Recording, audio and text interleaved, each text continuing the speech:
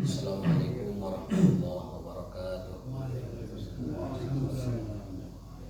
Alhamdulillahirabbil alamin wa bihi nasta'inu ala umuri dunya waddin. Asyhadu an la ilaha illallah wahdahu la syarika lah wa asyhadu anna Muhammadan abduhu wa rasuluhu wa la nabiyya ba'dah. Allahumma shalli wa sallim ala nabiyyina Muhammadin wa ala alihi wa ashabihi wa man sara ala nahjihi ila yaumiddin. Allahumma subhanaka la ilma lana illa ma 'allamtana wa 'allimna ma yanfa'una wa zidna ilman. Allahumma rabbana atina fid dunya hasanah wa fil akhirati hasanah wa qina adzabannar. Amin ya rabbal alamin.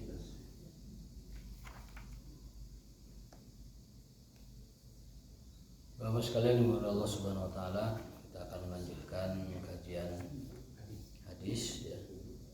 Yang terakhir itu tentang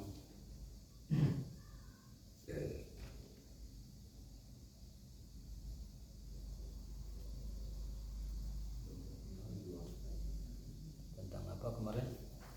Kalau di sini batasannya bab jenazah ya tadi itu ya. Oh iya, Nabi Musa menggampar malaikat maut ya. Digampar. Dikaplok ya malaikat maut. Dan Nabi Musa itu orang kuat. Dulu kan pernah ada orang Mesir kan digampar sama Nabi Musa sampai meninggal. Dan dia taubat kepada Allah, Allah terima taubatnya. Karena memang si Mesir itu berlaku zalim pada orang lain gitu. Jadi Nabi Musa tidak salah-salah amat gitu ketika memukul si Mesir. Cuman memang pukulan beliau itu keras. Jadi orang yang menerimanya tidak kuat, meninggal. Ternyata malaikat pun ketika dikaplok sampai mata nanti balik oleh Nabi Musa alaihissalam. Kenapa? Karena malaikatnya berwujud manusia. Jadi malaikatnya sedang berwujud manusia dan memberitahu, hai Musa, ini sudah saatnya ajalmu, ini udah saatnya wafat. Nabi Musa tidak terima, dikaplok malaikat sampai matanya kebalik, dan malaikat itu kembali kepada Allah lalu mengatakan, wahai Tuhanku, engkau telah mengutusku kepada seseorang yang tidak menginginkan kematian. Lalu kata Allah, balik lagi kamu ke sana Musa, disembuhkan dulu. Allah sembuhkan dulu matanya sampai normal kembali. Kemudian disuruh lagi, datangnya Nabi Musa sekali lagi, suruh mengusap punggung kerbau. Suruh diusap punggung kerbau. Nanti Nabi Musa meninggal, jatuh sendiri setelah itu. Sebelum jatuh Nabi Musa meminta permohonan, ya Allah, aku ingin meninggalnya di sana, sambil nunjuk ke arah gundukan tanah merah di Baitul Maqdis dekat Masjidil Aqsa. Jadi Nabi Musa wafat di tanah yang dia inginkan, yaitu di sekitar halaman Masjidil Aqsa. Itu kemarin ya kita ya ini di sini. Warsila malakul maut ila Musa alaihi wassalam. Penjelasannya malaikat mautnya dalam bentuk manusia. Karena kalau wujud asli tidak mungkin bisa dikaplok, kan gaib. Nah, karena malaikatnya sedang menyamar jadi manusia biasa.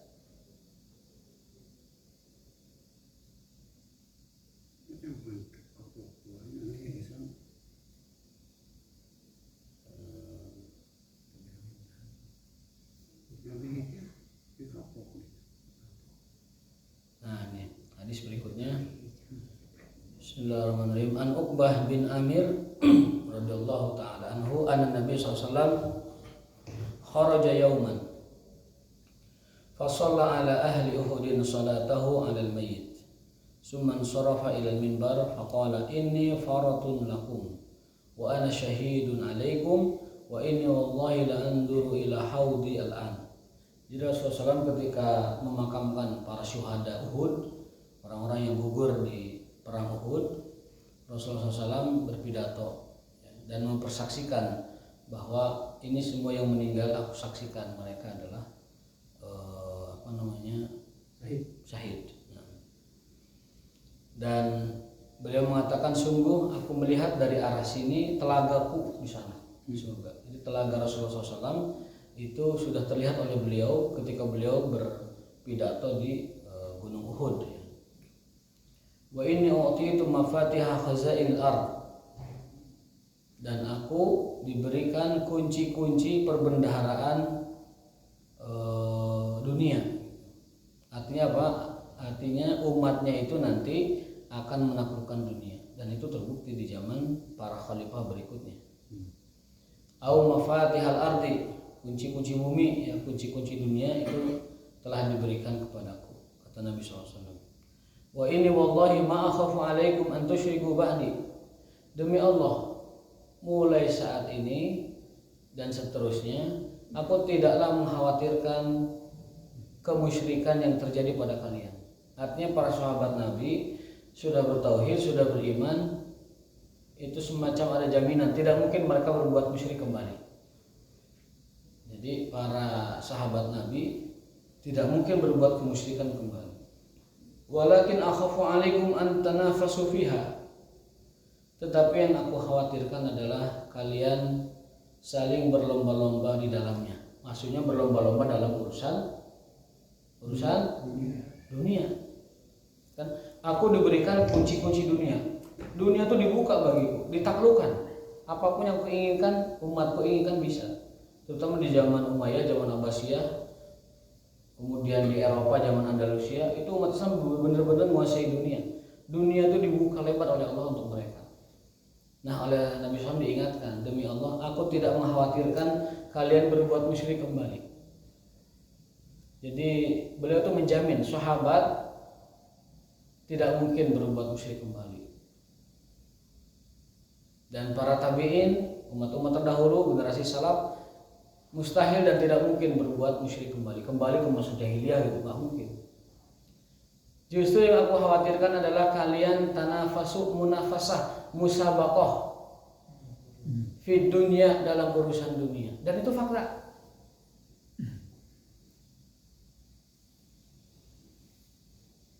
Nanti silahkan berlomba-lomba dalam urusan dunia itu sesuatu yang tidak bisa ditinggalkan oleh umat Rasulullah zaman sekarang, dan zaman dulu mungkin sudah mulai juga.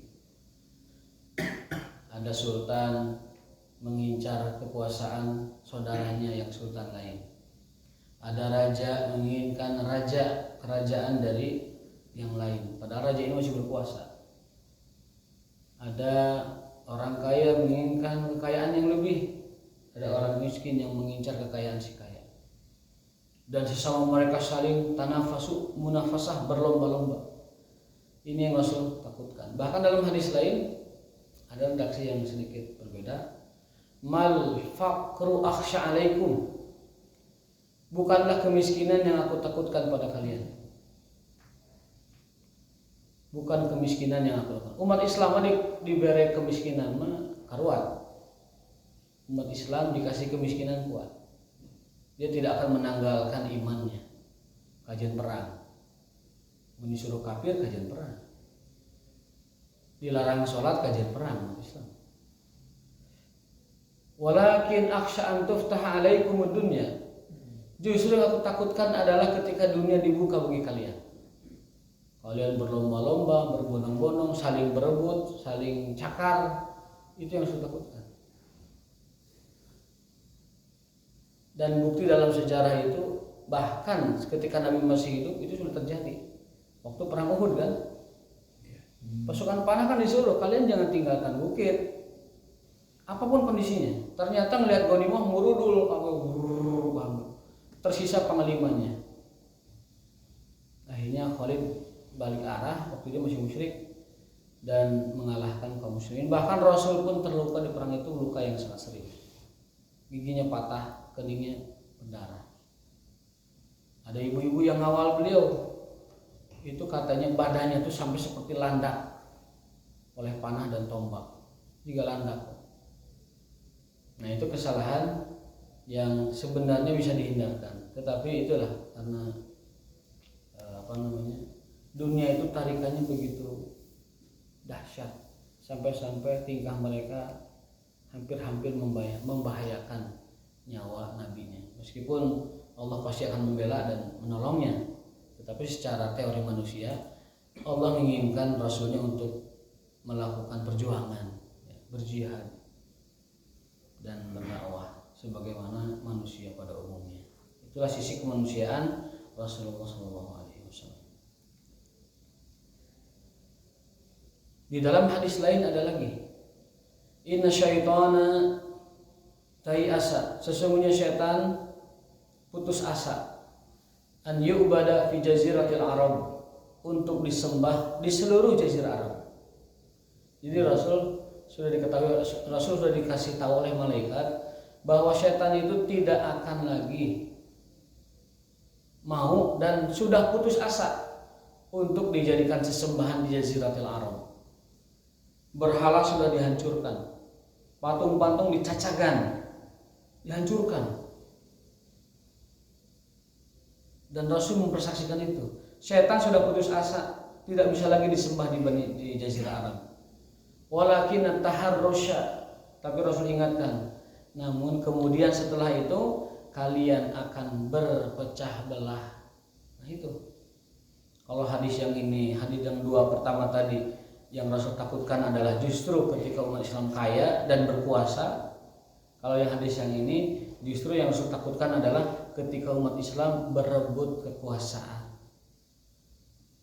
saling berpecah belah, bercerai-berai. Bukan hanya itu, Rasul pun mengingatkan dengan lebih tegas lagi. Umat Yahudi iftaraqal Yahud, umat Yahudi berpecah belah menjadi 72 golongan. Wa taftariqun Nasara, umat Nasrani pecah dan bercerai-berai menjadi 71 golongan, 72 golongan, dan umatku nanti akan pecah menjadi 73 golongan. Luar biasa. Itu Nabi sudah ingatkan. Kata para ulama, kalau Nabi menulis jumlah itu artinya bukan pembatasan, tetapi saking banyaknya. Contoh hadis, akan ada 70.000 umatku masuk surga tanpa hisab. Lewat saja begitu. 70.000. Siapa mereka? Mereka orang yang tawakalnya hanya kepada Allah, tidak tatayur, tidak main jampe-jampe, kemudian tidak main pengobatan dengan besi yang panas, kai juga hanya kepada Allah mereka tawakal. Orang-orang seperti ini akan dapat fasilitas masuk surga tanpa hisab. Pertanyaannya, apakah hanya 70.000 orang umat Rasulullah? Padahal yang punya iman dan tauhid seperti yang tadi kriterianya hanya kepada Allah bertawakal, tidak percaya tatayur, tidak percaya jampe, kan banyak. Masa pembatasan masuknya hanya 70.000? Nah, kata para ulama, kalau beliau SAW menyebutkan jumlah yang banyak, itu artinya banyak. Bahkan di beberapa tafsir dijelaskan itu 70.000 membawa 70.000 lagi per orangnya.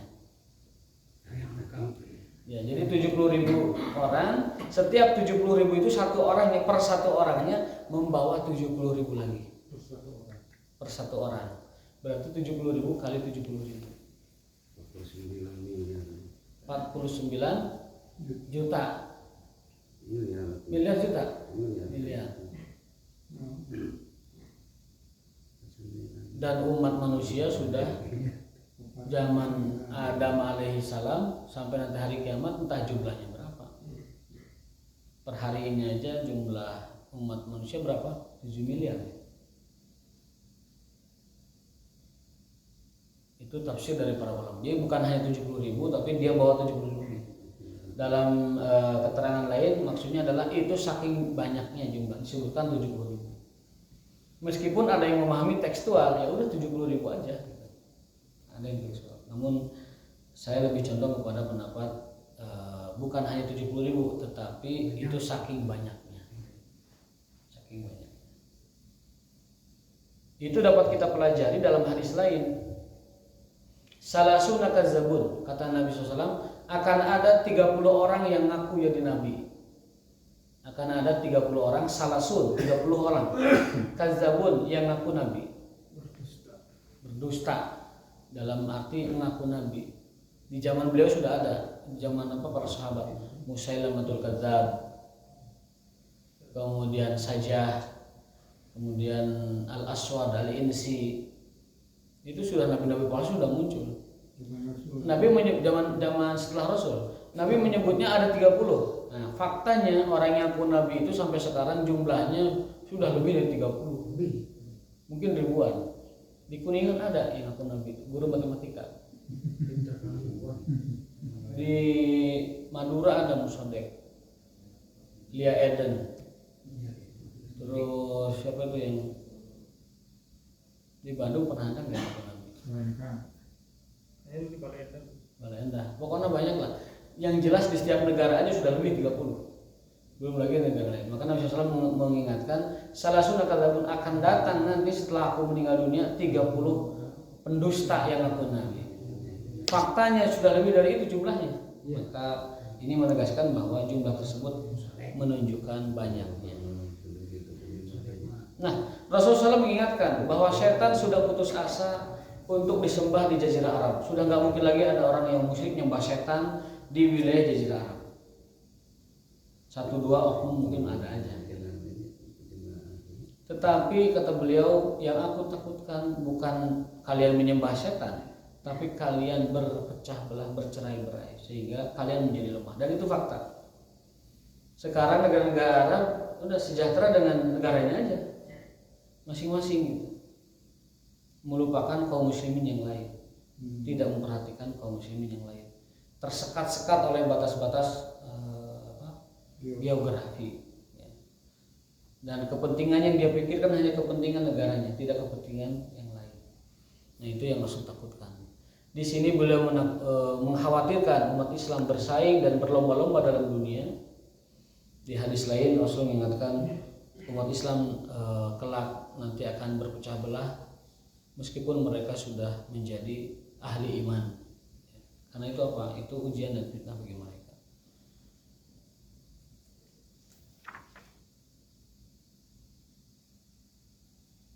Nah,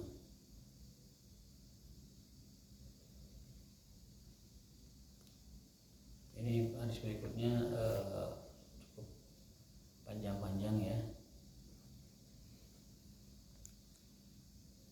Tentang syahadat la ilaha illallah, masalah keimanan sudah pernah kita bahas ya. Ini hadis berikutnya tentang bahwa setiap jiwa sudah ditulis tempatnya di neraka atau di surga, dan Rasul sudah melihatnya. Tempat setiap umat, setiap orang di surga itu sudah dicatat, sudah dituliskan, dan Rasul pernah diperlihatkan ya, tentang surga dan neraka itu di banyak hadisnya.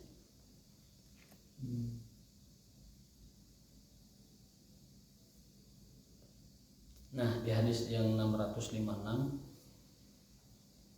pada kesimpulannya bahwa seseorang itu ma minkum min ahadin. Ini hadis dari Ali bin Abi Thalib radhiyallahu taala anhu. Ma minkum min ahadin, saya langsung ke hadisnya. Ma minkum min ahadin, tidaklah seseorang di antara, tidak ada seorang pun ya, min nafsin manfusatin, setiap jiwa, illa kutiba makanuha minal jannah wan nar, kecuali telah dicatatkan tempatnya. Namun kalau kita di bioskop mah di kereta atau di pesawat tuh nomor kursinya ya. Setiap orang tuh sudah ada di tiketnya itu nomor kursinya.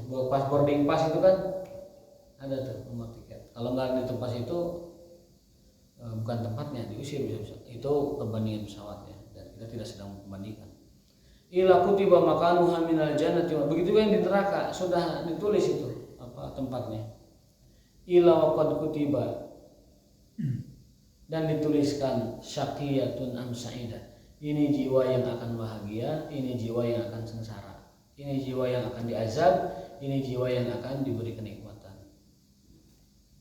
Faqala rajulun, seperti hanya orang kebanyakan, tapi nggak disebutkan namanya sahabat tersebut. Kita juga sering menanya hal itu. Ya Rasulullah, afala natakilu ala kitabina. Ya Rasul, kalau udah begitu ngapain kita beramal? Kan sudah dicatat tuh nomor bangku di surga, di neraka. Sudah dicatat tuh ruangan surga, sudah dicatat itu kapling dan perkampungan surga nerakanya. Padahal surga itu luasnya mada mas-samawati wal ard, seluas langit dan bumi. Jadi insya Allah di surga mulai islahirin, mulai ki surga Moal aya heureun di surga karena luasnya seluas langit dan bumi. Nah, para sahabat ini bertanya seperti kita pada umumnya. Kalau sudah dituliskan tempatnya di surga di neraka, wanada al-amal, kenapa kita beramal gitu? Ngapain ibadah? Ngapain kita sholat? Ngapain kita zakat? Ngapain kita puasa? Kan sudah ditulis itu porsinya di surga dan neraka itu.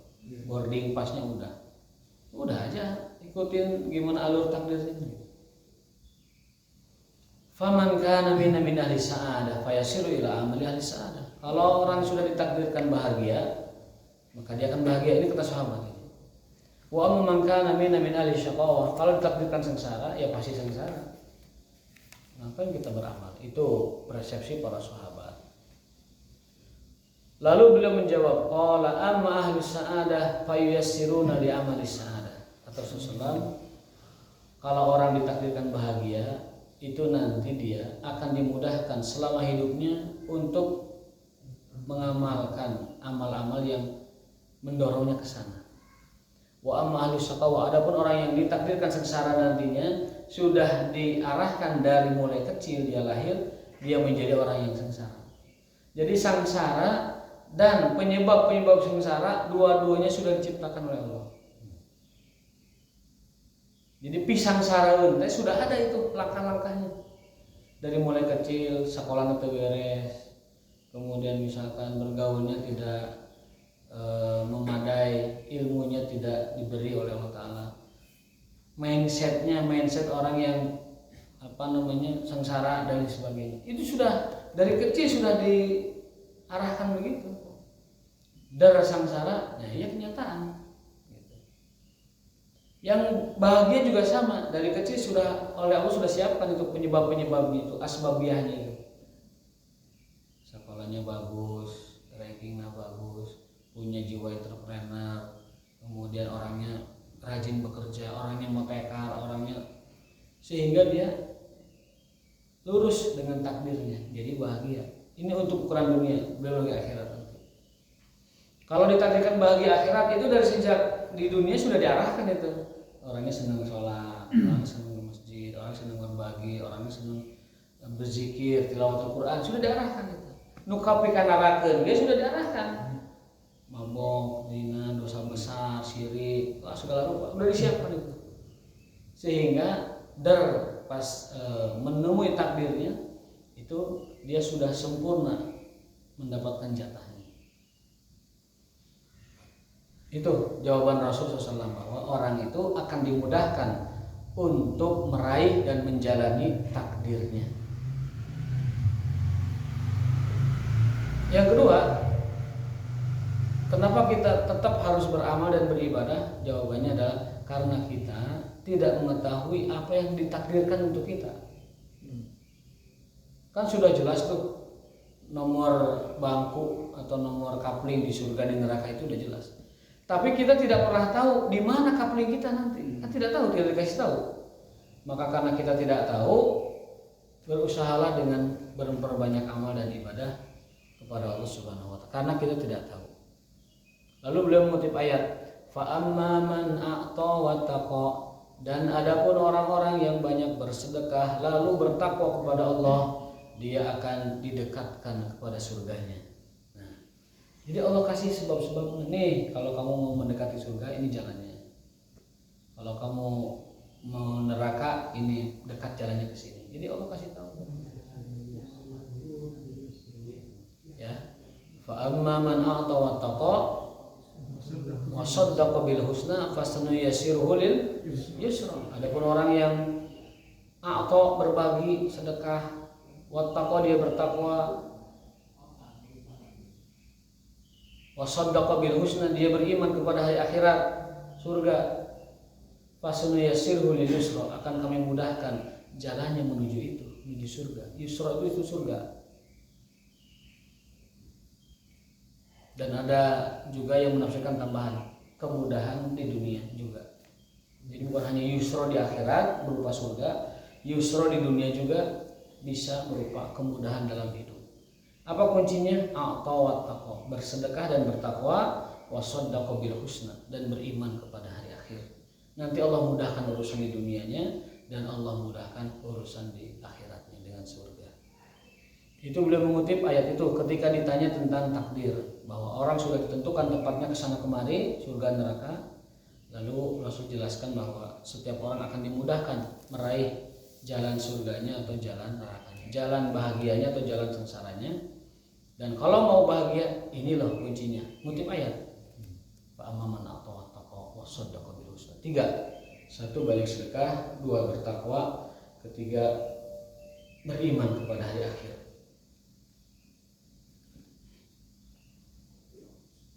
Itu hadis yang ke 646.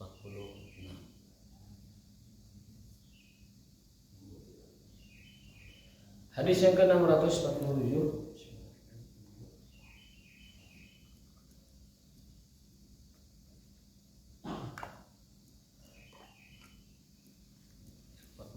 Masih jauh Sob? Masih jauh. Soalnya sekarang ini maju waktunya ke depan. Ya. 13 menit lagi. An Sabit Ibnu Dhahak radhiyallahu ta'ala anhu anin Nabi sallallahu alaihi wasallam qala man halafa bi millati ghairil Islam kadziban muta'ammidan fa huwa kama qala. Barang siapa yang bersumpah dengan selain Islam, berarti dia sengaja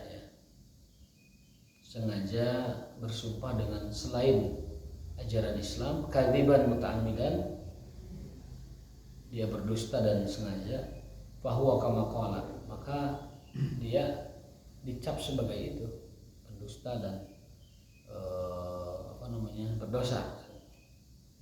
Dalam hadis lain, man halafa bi ghairillahi faqad asyraka, barang siapa yang bersumpah dengan selain Allah, dia telah berbuat kemusyrikan. Poin kita di sini, wa man qatala nafsahu bi hadidatin udziba biha fi nari jahannam. Barang siapa yang bunuh diri dengan menggunakan besi, maka dia akan diazab nanti di jahanam dengan cara itu. Jadi ada kaidah umum dalam hadis itu, man qatala nafsahu udziba bihi, barang siapa yang membunuh dirinya, dia akan diazab dengan cara dia bunuh diri itu. Dan bunuh diri ini dosa besar. Kenapa? Salah satunya adalah dia membunuh jiwa, padahal jiwa itu milik Allah, bukan miliknya. Dan yang kedua, bunuh diri itu gak ada tobatnya. Kapan tobatnya? Kalau bunuh orang bisa tobat, besok-besok hari setelah dipenjara 20 tahun tobat mungkin. Tapi kalau bunuh diri, kapan tobatnya? Udah mati. Nah, itu orang bunuh diri itu tidak ada tobatnya. Makanya ancamannya neraka jahanam. Orang yang bunuh diri ancamannya neraka jahanam. Nah, masalahnya Pak, zaman sekarang ini di beberapa negara sudah tren bunuh diri itu. Di Korea, di Jepang, di negara-negara maju, bahkan negara yang disebutkan tingkat kebahagiaannya paling tinggi di dunia, tingkat usia harapan hidupnya tinggi di dunia, tapi angka bunuh dirinya tinggi. Di situ ada kegelisahan iman, di situ ada kekeringan iman, kekeringan jiwa dari iman kepada Tuhan. Di situ ada kekosongan dalam diri mereka yang menggiring mereka akhirnya menghabisi diri mereka sendiri, karena mereka kosong dari cahaya pencipta mereka, yaitu Allah Subhanahu wa Ta'ala. Dan ini memang paradoks negara-negara yang bertitel tadi, paling bahagia kah, paling panjang usia harapan hidupnya, paradoks dengan fakta bahwa data dan angka bunuh dirinya tinggi. Finland, kemudian Swedia dan lain sebagainya. Kalau di Asia itu Jepang tinggi sekali, Korea bunuh diri. Hanya karena dia posting sesuatu, tidak ada yang like bunuh diri, ada itu. Tidak ada yang gini tuh. Makanya di grup kalau ada yang gini itu penting. Bisa cemas, bisa kecewa. Ada yang ngirim menuju touring misalkan ke mana kita. Tidak subscribe, ke Ciwidey gitu. Itu aya nu kieu hiji-hiji acan. Awatos abi mah. Awatos teu kieu acan. Jadi urang teh nya kieu ulah hiji nya. Oh gitu. Atau kalau mau yang lebih syar'i, Masya Allah, tabarakallah. Ayo kasih tambur, ayo tambur, Masya Allah. Awatos bisa di Jepang gitu. Merasa kecewa berat Dan itu fakta, coba cek googling silahkan. Itu data bunuh diri di Jepang, di Korea itu sebabnya bukan hal yang prinsip, bukan yang memang ada sih menurut di Cina gitu, dia terlilit hutang miliaran menghabisi nyawanya. Di Barat juga ada kalau sudah terlilit hutang dan tidak bisa.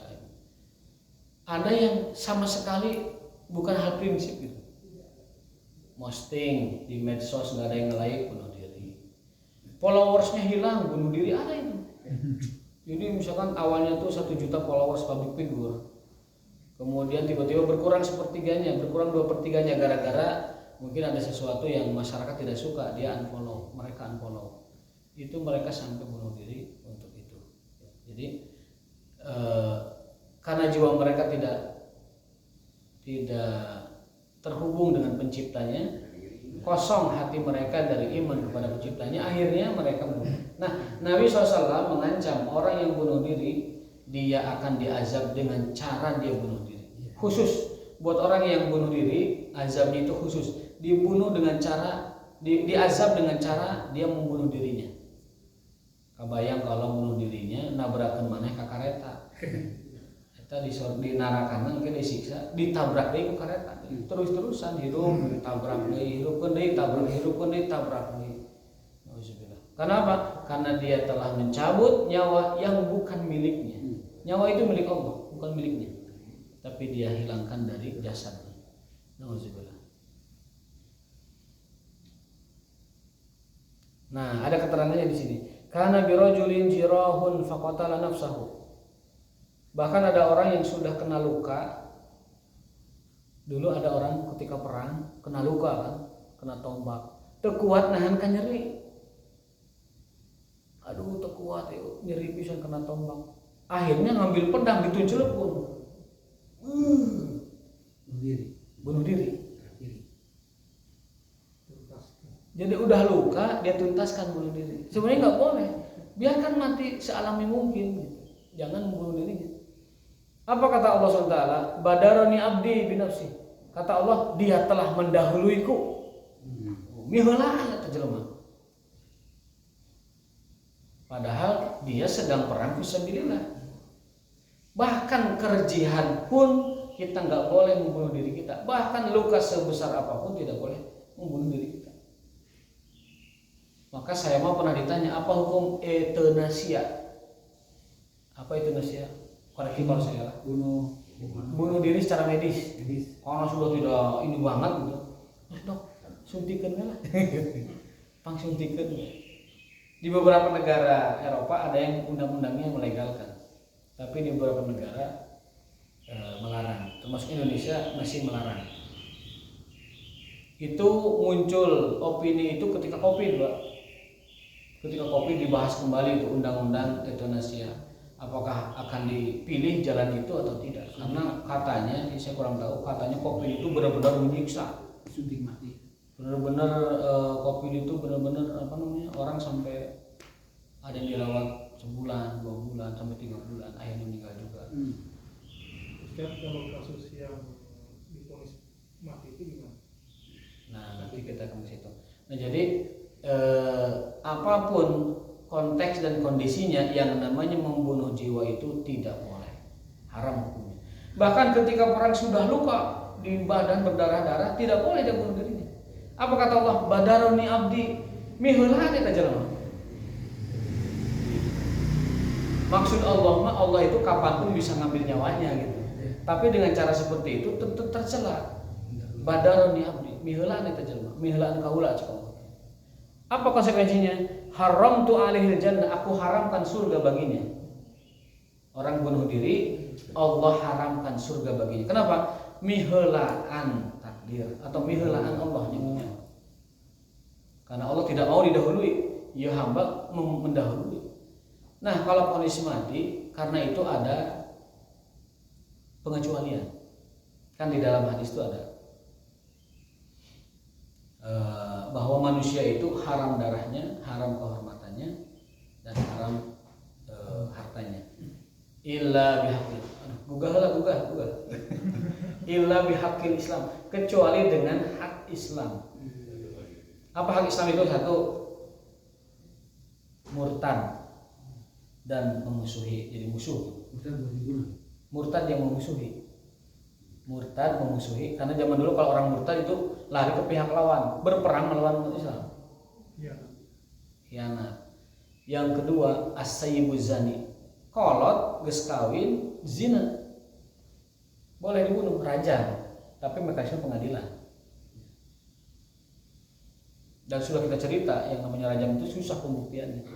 Kebanyakan pengakuan. Karena pembuktian itu kan harus 4 saksi yang soleh melihat kejadian itu. Masuknya ngelihat, orangnya ngelihat gak ragu. Siapa-siapanya gak ragu. Pernah terjadi di zaman Umar, ada orang melaporkan perzinahan. 3 orang bersaksi. Ya, wahai Tuhan, saya melihat, masuknya lihat, orangnya juga lihat, jelas. Hiji 2 3 sama. Nu terakhir ragu. Aduh Tuhan, punten. Saya tahu orangnya memang dia dengan dia, tapi teu ningali lebetna. Jadi si ember teh lebet ka sumur, teu ningali lebetna teh. Ngan saukur kuring ningali memang sampeana sukuna eta awewe aya dina tak-takna lalaki. Tapi teu ningali lebetna. Cek Umar apa? Batalkan hukuman. Nu tiluan cambuk eta. 80 kali namanya hadul qadha. Hukuman menuduh orang tanpa bukti. 4 saksi itu. Dan yang melaporkan juga dicambuk 80 kali. Nah itu beratnya menuduh orang berbuat zina, selingkuh atau sebagainya tanpa 4 saksi. Kecuali suami istri tidak berlaku qazab, berlakunya li'an, sumpah laknat. Kalau istri menuduh suaminya berzina, suami menuduh istri berzina, lalu tidak dapat membuktikan dengan 4 saksi, ditegakkanlah sumpah li'an namanya. Apa redaksinya? Ada di Quran. Kalau dia benar, kalau suamiku benar dan aku yang salah menuduh, maka akan terjadi laknat, kutukan yang menghancurkan. Tapi kalau aku benar, aku selamat dan dia yang dapat hukuman dengan zina tersebut. Begitu juga suami. Kalau istriku benar, aku yang dilaknat. Kalau aku benar, dia mendapatkan musibah. Seperti mubahalah seperti mubahalah. Tapi suami istri. Itu kalau qazabnya tuduhannya suami istri. Kalau selain suami istri, cambuk 80 kali. Gitu. Jadi bedanya di situ. Kalau suami istri tidak dicambuk, hanya dilian. Kalau orang lain cambuk 20 kali. Kalau dicambuk itu seberat apa sih? Sampai meninggal atau enggak? Yang enggak tuh, dicambuk makan sampai luka saja, membuat jerah. Membuat jerah saja. Pakai tahu cocolek? Kalau dulu mah pakai ini buntut kuda. Oh, jadi nyeri. Oh sakit banget itu. Sakit banget. Kali terang selang 100 kali. Lu zina 100 kali jebrot. Selang. Anu qadzab 80 kali jebrot. Anu khamar 40 kali jebrot. Saya pernah lihat langsung hukuman seperti itu. Di kantor kecamatan, waktu kami di Sudan itu, di kantor kecamatan ada satu pencuri, tapi pencurinya pencuri ringan, yang kedua peminum khamar. Itu dicambuk, saya lihat itu pakai selang. Dan di kesempatan lain bukan selang, itu semacam buntut kuda, ada ininya, ada apa? Ada kayak rambut ujungnya itu. Ya ukuran sedang lah. Itu. Jadi yang khamar 40 kali, yang qazab nuduh orang berzina tanpa bukti 80 kali. Kalau yang zina remaja, artinya zina belum nikah, itu 100 kali. Kalau sudah diasyikan, kemudian kalau orang sudah menikah, berzinanya sudah nikah dalam pernikahan, berzina dengan orang lain dan terbukti dengan 4 saksi atau dengan pengakuan dirinya, itu kan dirajam. Itu yang kedua. Yang ketiga, orang itu boleh dimatikan dengan kisos. Jadi satu karena berzina setelah nikah, yang kedua murtad dan memusuhi Islam, dan yang ketiga karena dia membunuh orang dengan sengaja. Dan keluarga korban tidak memaafkan, itu jatuhnya kisos. Tapi ketiga hukuman mati ini semuanya melalui proses pengadilan. Tidak boleh dalam Islam namanya main hakim sendiri. Langsung nggak boleh. Nah ini Allah SWT di dalam hadis ini berfirman, artinya diskusi berarti ya, bahwa orang yang membunuh dirinya ketika perang itu tidak kuat menahan luka lalu dia tancapkan pedang pada dirinya, Allah mengatakan dia telah mendahuluiku, maka aku haramkan surga baginya. alladzi yakhnuqu nafsahu yakhnuquha finnar waladzi yat'anuha finnar. Ini lebih rinci lagi. Orang yang bunuh dirinya dengan mencekik, menggantung atau berdiri sendiri, maka di akhirat akan disiksa, dicekek sarua. Dan yang meninggal dirinya dengan menusuk dirinya, maka di akhirat siksanya juga dengan ditusuk seperti itu. Jadi jutaan tahun teh kikiran di akhir di neraka cuk. Hirup kendi. Kebayang ada ini. Nauzubillah. Dan ini hadis sahih lagi. Kita luar biasa ya, hukuman bagi orang yang membunuh dirinya. Nauzubillah. Mudah-mudahan Allah Ta'ala menjauhkan kita dan keluarga kita sampai akhir nanti hari kiamat tidak ada yang melakukan saking depresi dan tidak tahan menahan beban hidup dan penderitaan hidup di dunia, pada akhirnya dia membunuh diri. Nauzubillah min dzalik, summa nauzubillah min dzalik. Wallahu ta'ala bisawab wa ta'ala muradi wa taufiqun illa billah. Terima kasih atas perhatiannya, mohon maaf kekurangannya. Walakum minkum rabbana atina fid dunya hasanah wa fil akhirati hasanah wa qina adzabannar. Subhanakallahumma wa bihamdika asyhadu an la ilaha illa anta astaghfiruka wa atubu ilaik. Assalamualaikum warahmatullahi wabarakatuh.